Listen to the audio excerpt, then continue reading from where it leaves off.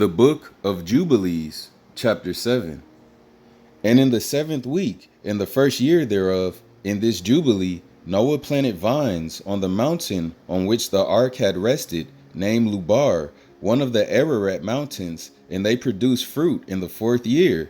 And he guarded their fruit, and gathered it in this year, in the 7th month. And he made wine therefrom, and put it into a vessel, and kept it until the 5th year, until the first day on the new moon of the 1st month.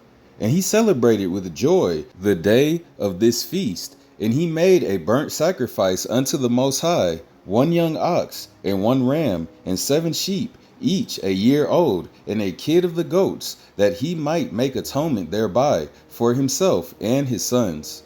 And he prepared the kid first, and placed some of its blood on the flesh that was on the altar which he had made, and all the fat he laid on the altar where he made the burnt sacrifice, and the ox, and the ram, and the sheep, and he laid all their flesh upon the altar. And he placed all their offerings mingled with oil upon it, and afterwards he sprinkled wine on the fire which he had previously made on the altar. And he placed incense on the altar, and caused a sweet savor to ascend acceptable before the Most High, his power.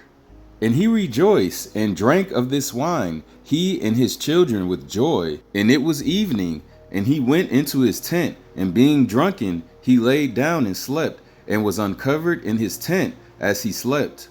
And Ham saw Noah his father naked, and went forth and told his 2 brethren without. And Shem took his garment and arose, he and Japheth, and they placed the garment on their shoulders, and went backward, and covered the shame of their father, and their faces were backward. And Noah awoke from his sleep, and knew all that his younger son had done unto him. And he cursed his son, and said, Cursed be Canaan, an enslaved servant shall he be unto his brethren. And he blessed Shem, and said, Blessed be the Most High power of Shem, and Canaan shall be his servant. And the Most High shall enlarge Japheth, and the Most High shall dwell in the dwelling of Shem, and Canaan shall be his servant. And Ham knew that his father had cursed his younger son, and he was displeased that he had cursed his son, and he parted from his father, he and his sons with him, Cush and Mizraim, and put in Canaan. And he built for himself a city, and called its name after the name of his wife, Neelatamuk. And Japheth saw it, and became envious of his brother. And he too built for himself a city, and he called it its name after the name of his wife, Adatanesis. And Shem dwelt with his father Noah, and he built a city close to his father on the mountain, and he too called its name after the name of his wife, Sedekatelabab. And behold, these 3 cities were near Mount Lubar, Sedekatelabab fronting the mountain on its east, and Neelatamuk on the south, Adatanesis towards the west. And these are the sons of Shem, Elam and Ashur, and Arpachshad. This son was born 2 years after the flood, and Lud and Aram. The sons of Japheth, Gomer and Magog, and Madai and Javan, Tubal and Meshach and Tiras. These are the sons of Noah. And in the 28th Jubilee, Noah began to enjoin upon his sons' sons the ordinances and commandments, and all the judgments that he knew. And he exhorted his sons to observe righteousness, and to cover the shame of their flesh, and to bless their Creator, and honor father and mother, and love their neighbor, and guard their soul from fornication and uncleanness and all iniquity. From owing to these 3 things came the flood upon the earth, namely, owing to the fornication wherein the watchers against the law of their ordinances went a whoring after the daughters of men, and took themselves wives of all which they chose. And they made the beginning of uncleanness. And they begot sons, the Nephidim, and they were all unlike. And they devoured one another, and the giants slew the kind, and one man another. And every one sold himself to work iniquity, and to shed much blood. And the earth was filled with iniquity. And after this, they sinned against the beasts and birds, and all that moves and walks on the earth, and much blood was shed on the earth, and every imagination and desire of men imagine vanity and evil continually. And I am destroyed everything from off the face of the earth because of the wickedness of their deeds, and because of the blood which they had shed in the midst of the earth. He destroyed everything. And we were left, I and you, my sons, and everything that entered with us into the ark. And behold, I see your works before me, that ye do not walk in righteousness. For in the path of destruction ye have begun to walk, and ye are parting one from another, and are envious one of another.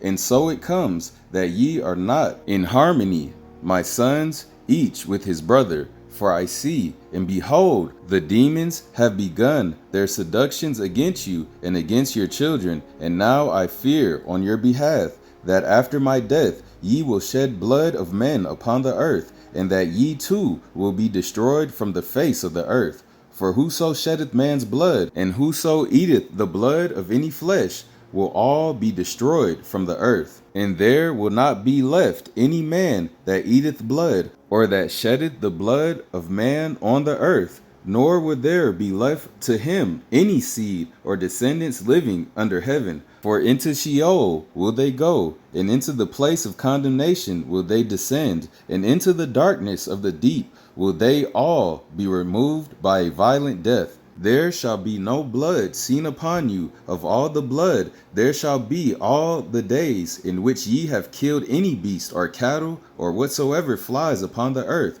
And work ye a good work to your souls by covering that which has been shed on the face of the earth. And ye shall not be like him who eats with blood, but guard yourselves that none may eat blood before you. Cover the blood. For thus have I been commanded to testify to you and your children together with all flesh. And suffer not the soul to be eaten with the flesh, that your blood, which is your life, may not be required at the hand of any flesh that sheds it on the earth. For the earth will not be clean from the blood which has been shed upon it, for only through the blood of him that shed it will the earth be purified throughout all its generations. And now, my children, hearken, work judgment and righteousness, that ye may be planted in righteousness over the face of the whole earth, and your glory lifted up before my power, who saved me from the waters of the flood. And behold, ye will go and build for yourselves cities, and plant in them and all plants that are upon the earth, and moreover all fruit-bearing trees. For 3 years the fruit of everything that is eaten will not be gathered. And in the 4th year its fruit will be accounted holy, and they will offer the first fruits acceptable before the Most High Power, who created heaven and earth and all things. Let them offer in abundance the first of the wine and oil as first fruits on the altar of the Most High, who receives it. And what is left, let the servants of the house of the Most High eat before the altar which receives it. And in the 5th year make ye the release, so that ye release it in righteousness and uprightness, and ye shall be righteous, and all that you plant will prosper. For thus did Enoch, the father of your sons, father command Methuselah his son, and Methuselah his son Lamech. And Lamech commanded me, and all the things which his fathers commanded him. And I will also give you commandment, my sons, as Enoch commanded his son in the first Jubilees. Whilst still living, the 7th in his generation, he commanded and testified to his son and to his son's sons until the day of his death. All praise to the power of the Son of Man, Abraham, Isaac, and Jacob. Father, I am that I am, and his only begotten Son, the Son of Man, to finally come and redeem the lost sheep of the house of Israel. Wow, y'all, I hope y'all are really paying attention and letting these words that I'm narrating sink into your soul, because these words were robbed and stripped from us, you know what I'm saying, from them wicked elites. Because all these books should have been in one big gigantic book, but nah, instead they wanted to take this book out of the Bible and then this book out of the Bible, and now you gotta literally search and find these books to be able to understand and get this synchronicity type knowledge, you know what I'm saying? That's sacred. And to the people that's listening, please don't doubt this, you know what I'm saying? It's been way too many verses that just go to prove that this is a legit and viable book, a viable source to get information. A lot of Christians, what they'll do is they'll say, oh, that's not part of the Bible. If it's not part of the Bible, I'm not going to read it. Like, there's a lot of Christians that, you know, I used to talk to or whatever, and they wouldn't read, the Apocrypha. They would not read the Apocrypha because they say it wasn't a part of the Bible. But how do you know? Like, it was so many books taken out of the Bible that we have to be able to read these lost books like the Book of Jubilees and try to decipher and discern scripture to be able to tell what's truth and what's not. And so far, the Book of Jubilees is lining up like A1, lining up 100% with Genesis. You know what I'm saying? So hopefully you guys are letting these words sink into your soul like I am. And all praise to the power of Israel for revealing this book unto me to be able to read to you guys. All praise. Shalom.